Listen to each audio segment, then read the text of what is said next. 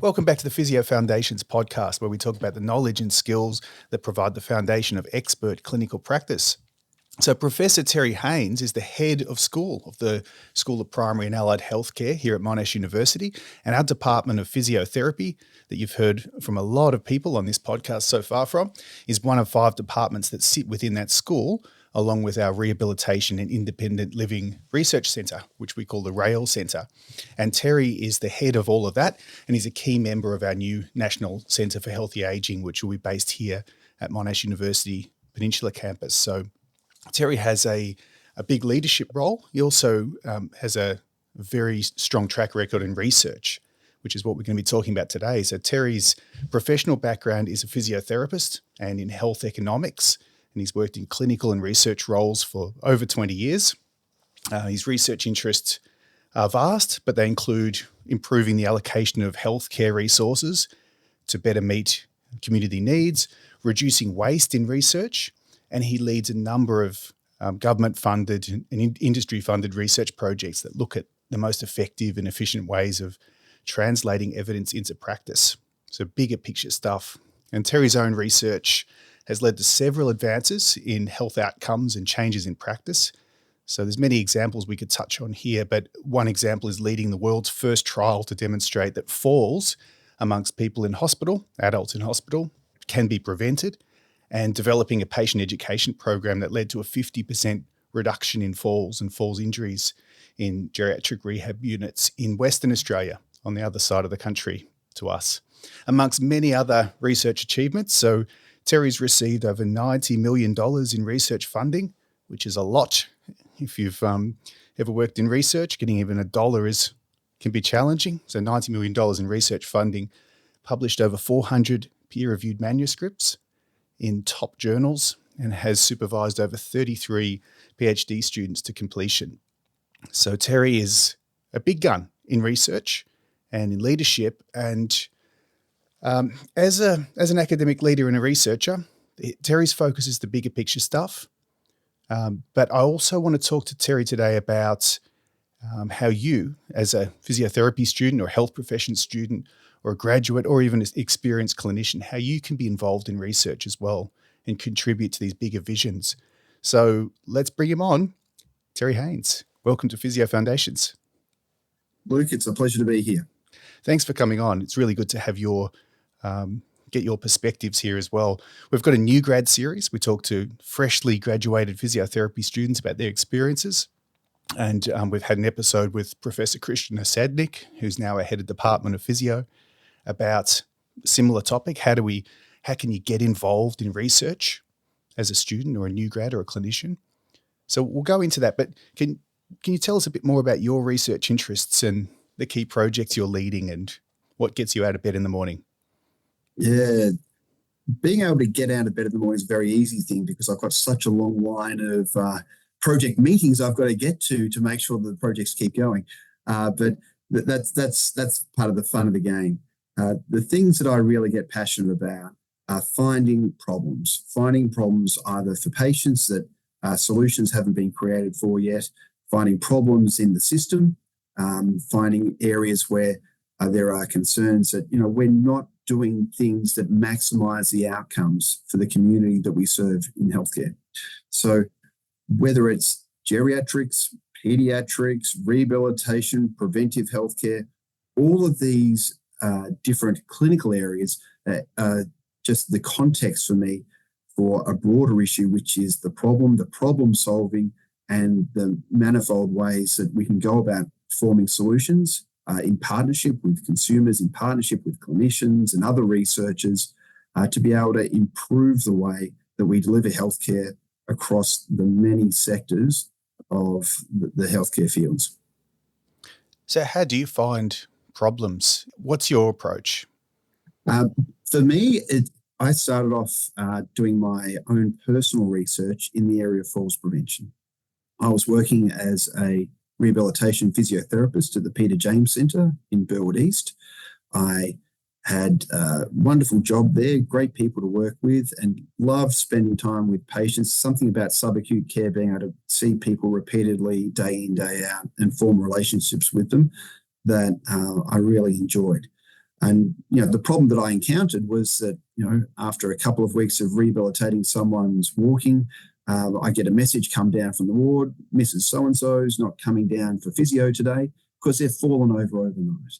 And, they've broken their hip and they've gone back to Box Hill Hospital to get that looked after. And I actually found that quite crushing. I would think that, I'd reflect on all the hopes and dreams that person had been so close to re-achieving, being able to get back home, being able to look after reconnect with their pets and other, people that they might have lived with.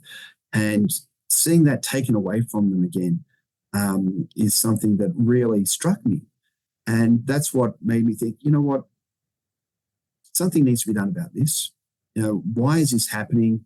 And that's what really prompted me to start looking at the evidence for what could be done to prevent falls in hospitals, and what could I be doing to help improve this situation for these patients. And it so happened that at that particular time there wasn't a great deal of evidence at all for what could be done to prevent falls. And I thought, right, well, I can't just go and implement something that works. I'm going to have to come up with something that works. And being able to take that responsibility on and say, hey, someone around the world needs to do this. Why not me? And so I had a crack at it, had some great support. People like Professor Keith Hill, Professor Kim Bennell, and Professor Richard Osborne were great PhD supervisors to me. And the team at Peter James Centre were very supportive of being able to support this research. And Margaret Thomas from the Department of Health, who gave me my first ever little tranche of $15,000 worth of funding to help support this sort of project. And together we managed to get that first project up, which got my whole research career up and going. But at the end of the day, it was a problem. It was a problem that needed a solution, and I was in a position to have a crack at it and to be a part of that solution. And importantly, you took the step to do it. So it's something that we'll come back to in this conversation. So that's a good segue to your foundations as a researcher and an academic leader. So you did your PhD, you had good supervision, and then what steps did you take between then and now to get you where you are? Yeah, it was not a career that I planned out. I never really sat down and said, what do I want to be doing in 5 years' time, and actually create a plan that allowed me to do that. As I was approaching the end of my PhD, I remember Keith Hill flicking me an email and saying, hey, this mob up in Queensland, Terry, is looking for a person to help drive their physiotherapy research program at the Princess Alexandra Hospital. And I thought, well, to be honest, I actually thought I haven't gone for an interview for about 3 years. I've been sitting around doing my PhD. I need some interview practice. So even if I don't want this job, it'd be good to, have some interview practice for an academic position for the first time. So I put my CV together, I sent it up there, and I remember getting a call up to come up for an interview. I caught a flight on a very chilly April morning in Melbourne and arrived a glorious, I think, 28, 30-degree day in Brisbane. And I thought, man, why wouldn't I want to work here? I've gone into the interview panel and there's people like Gwen Joel sitting on the other side of the table asking me questions, and I didn't really know what I got myself into. But by the time I got home, they had offered me the job, and I looked at my wife and I said, are you ready for an adventure? And we went up to Queensland. We had a great 4 years there, collaborating with people in other allied health research roles as well. People like Jenny Fleming and Patria Cornwell from occupational therapy and speech pathology, and Michelle Foster from social work. We had a great interdisciplinary research network. We relied on each other. We wrote grants with each other. And I really found my tribe at that point. There was some great research as well with the physiotherapists, particularly the people who are part of the Queensland Physio Research Network, and also the falls prevention people up in Queensland as well. So I had, 3 or 4 different groupings that I had these research collaborations with. And that really set the tone for me to branch out. You see some researchers with their CVs and they're very much the expert in their field. Great respect for that. But that's not the path that I ever followed. I've always been someone who has just taken my approach to solving problems, to getting involved and working with other people to a range of different areas. So I guess one of the first areas that we got funding for up in Queensland was looking at lymphedema in women with recovery from breast cancer and the role that physiotherapy could play in that. And I had a great collaboration with Patricia Cinnamon, who was a senior clinician in that field up in Queensland, who, to be honest, I don't think she liked Microsoft Excel as a program, particularly much. Microsoft Excel is one of my favorite programs. I use it all the time. But she didn't see herself as someone who was particularly enamored with the technical side of research, but she had this passion to do something for the patients that she saw in the lymphedema service that she was a part of. And that attracted me to working with her and to writing grants with her and to getting projects done. And we did a great little randomized controlled trial looking at the effects of upper limb exercise on lymphedema development in that immediate post-surgical period. Great little study. And again, it was someone who was passionate about the problems that their patients experienced. So for me, I'm almost like a parasite in a way. I find people who have problems.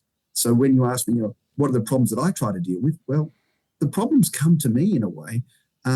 People know what the problems are, and I help to connect them with solutions and become a part of a team that addresses those problems. So that network, that tribe you mentioned, and then building those collaborations is really important, and it's an important part of your story. So there's the generalist who has skills, who can apply them to different areas, and the specialist who seeks out the skills within their area. And there's not one right or wrong way to take your career in research. But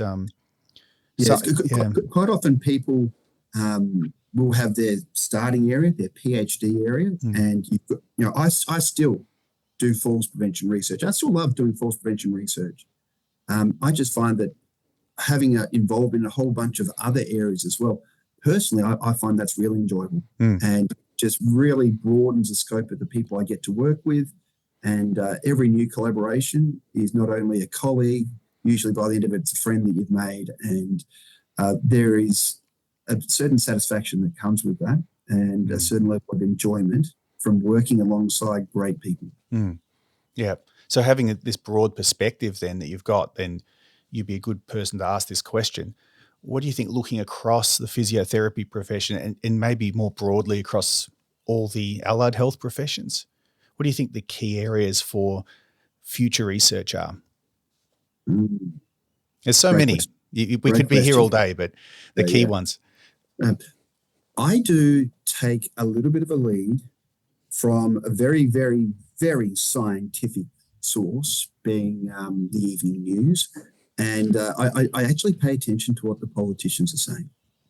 I take notice of what the issues are that they are struggling with and what they are going to look to try and find solutions for.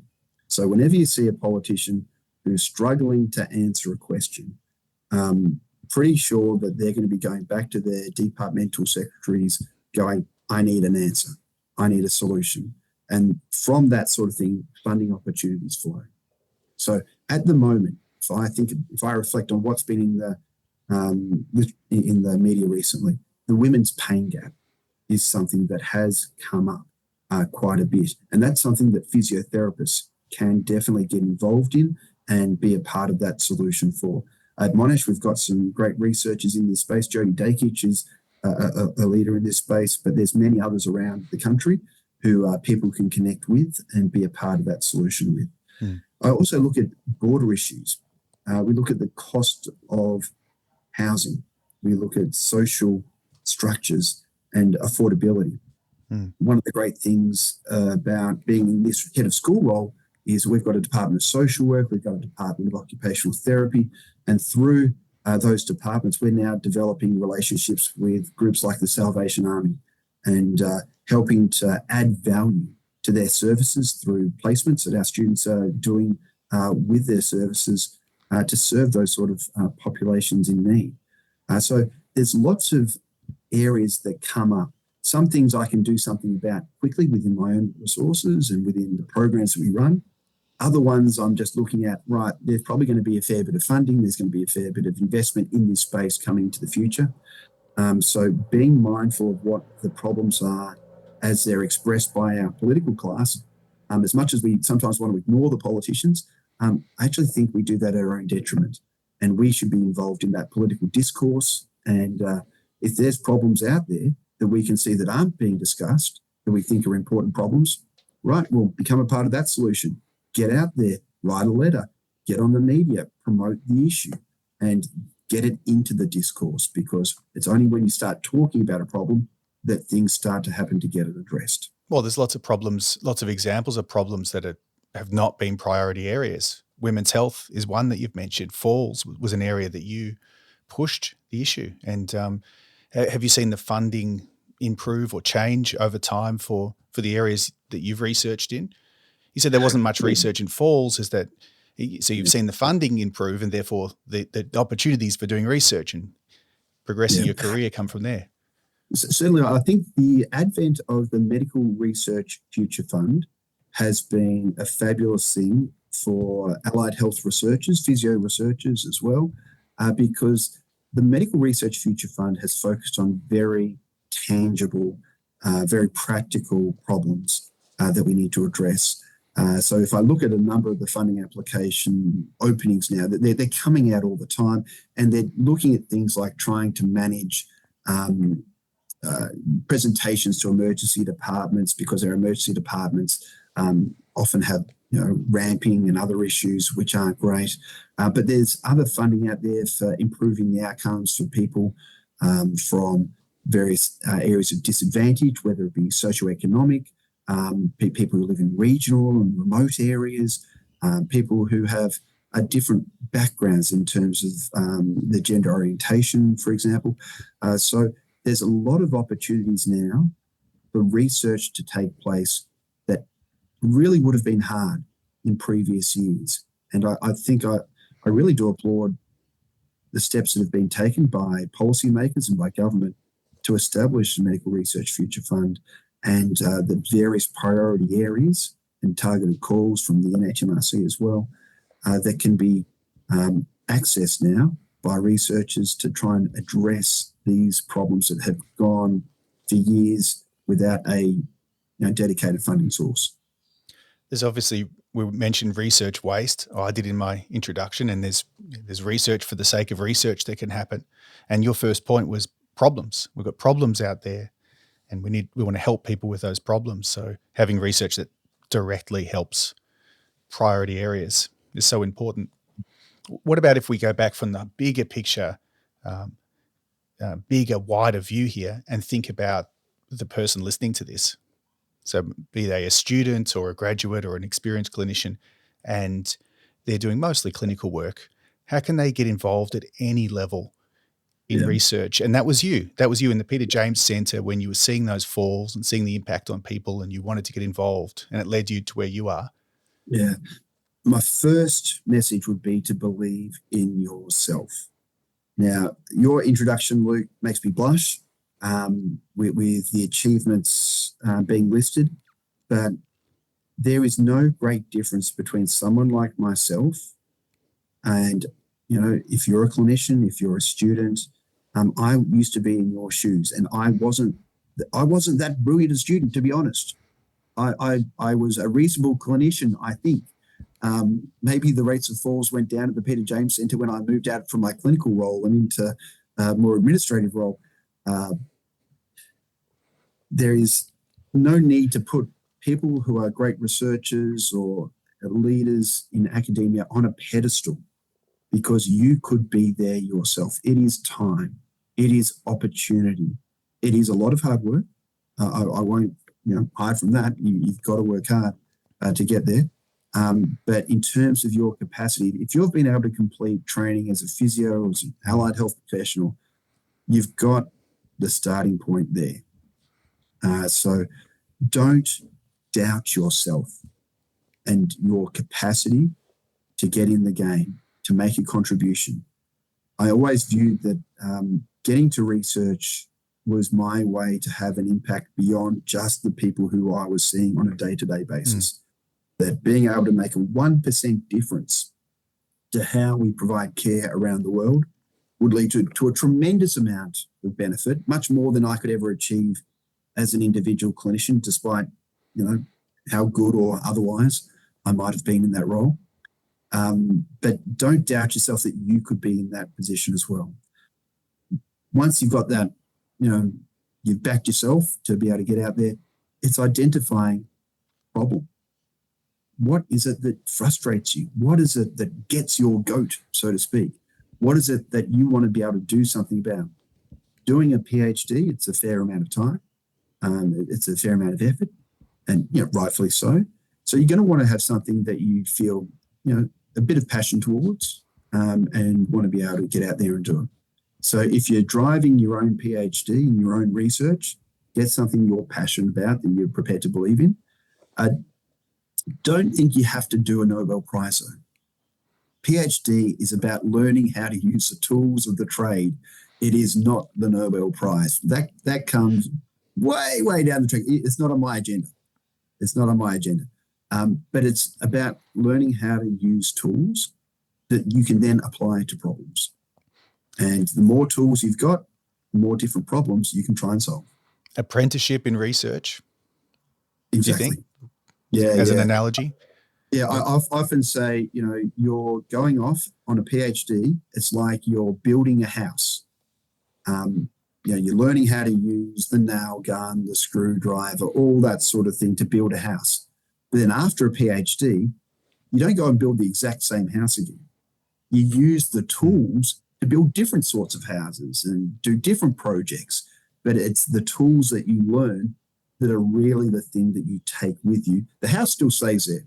Your achievements in the PhD still stay there, but it's the tools that you take with you that are the really valuable thing. That's a good analogy. How do the people who won't do a PhD, how can they contribute? They're 99% clinician, but how can they get involved? I'm thinking about working with researchers, providing access to clinical sites, being involved with universities, health services, getting involved in other ways. Yeah. Not everyone has to be a researcher. And there is definitely a role that people can play who aren't researchers, who aren't studying PhDs or working as academics or as clinician researchers, who that can certainly make a positive contribution. I remember one of my first projects was looking at rehabilitation outcomes and balance outcomes for people undertaking inpatient rehabilitation. We collected data from 28 different sites around Queensland and Victoria. And if it wasn't for the contributions of clinicians who influenced through their discussions, what data we were collecting in the first place, what outcomes we were going to look at, and then went out and actually collected data for their patients, sent the data through, and helped us to understand the results, why the results were a bit different from this site to this site. If it wasn't for those sort of contributions, that work wouldn't have gotten done. Those opportunities wouldn't have gotten done. And, that wasn't a richly funded study. I had a bit of startup money at Queensland from where I started that we used for that.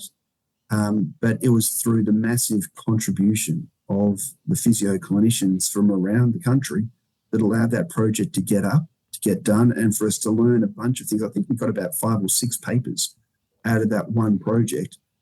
We developed a balanced outcome measure for elder rehabilitation. We looked at the dose response of physiotherapy and in stroke patients. So looking at what that curve looked like, how much dose you had to give to be able to get a certain amount of outcome. So there was a bunch of really interesting papers that we got out of that data set that it was only because of the contributions of clinicians. If you want to be involved in driving a research area and getting something up off the ground, have a conversation, write an email, get onto your local, a lot of health services these days will have some sort of research lead, whether it's a discipline-specific lead or someone else. have a chat to them, reach out to an academic, get onto a Luke Perrotin or someone else, or even myself, and say, listen, there is this area that I think we can do something about. I'm not in the space. I've got kids or whatever. I'm not able to get into a PhD at the moment. That's not my thing, but this is something that we think is a problem, and we'd love to be able to do something about it. Getting coalitions of people up together to do things about it, that's important. Starts with the problem, and then your belief in it, and the hard work follows, and then we go from there. Yeah. So co-design's been a big theme in the last. It's always probably has been for a long time, but it's been talked about a lot in the last 5 or so years in research. So bringing in clinicians and patients and other stakeholders and getting a range of people involved in research rather than it just happening in a health service or a university, which is what you touched on there. So lots of ways to be involved. Yeah. Co-design is a really hot topic at the moment. There's a lot of buzz about co-design. Doing co-design well is important. I think I really learned my first lesson in co-design when I was involved in trying to develop a measure for ankle fracture rehabilitation. I looked at the literature. I found the Oler and Mullender scale, for those who are aware of that scale, and I looked at how that scale was created, and from the description it sounded like these two doctors had sat back over a glass of red and just said, yep, let's look at this. So I thought, no, we'll do a better way of developing that scale. The scale we created was called the ankle fracture outcome measure, and one of the lessons I learned about co-design was that in all of our development work, I didn't notice at the time, but I had a group of males. I had a group of males on my team, the surgeons, the physios, the rehabilitation people. And it wasn't until I started engaging with female participants that items related to the ability to wear footwear all of a sudden popping up, and things that I had not considered at all. And it really struck me at the time that I was so blinded by my own frame of reference, and that I need to make sure that I'm intentionally going out and seeking diverse views away from people who I think have the same view as me. I need to intentionally go out and get their views, because I was missing a whole part of the bigger picture. And I had to be taught that lesson, I guess, through a project like that, but a lesson well learned. In a way, that's another benefit of having broad research interests like you do and I do as well, and broad clinical interests. When I'm mentoring students and grads, I often talk about the benefits of all the different jobs and different areas that you'll do. You might move around, and that's that in another industry that might be seen as being a bit flaky or being unreliable or not being as focused, but it just adds to your clinical skills to be working in different areas. So there's a sense of humility you have to take into addressing a problem. That you're not just going to be able to waltz in and go, oh yeah, here's a solution. That sometimes it's not about you coming up with a solution. It's about creating an environment that somebody else is going to be able to help come up with that solution. And that what you're really drawing together is the ingredients for that interaction, for that ideation to take place. You don't have to be the answer yourself. Rather, create the environment for that answer to come up. And intentional co-design structures really help with that. So they're real leadership skills. And then let's finish with the clinicians and what you think as a research leader and an academic leader, and having all your broad experience in all the different areas of practice you've been involved in research. What are the most important knowledge and skills for physiotherapists or health professions, students or health professionals? Anything goes here. Yeah, I'm going to pivot your question a little bit, Luke, because I think the most important thing isn't a particular piece of knowledge, or it isn't a particular skill. It's an attitude. It's an appetite to get involved. It's an appetite to have a go.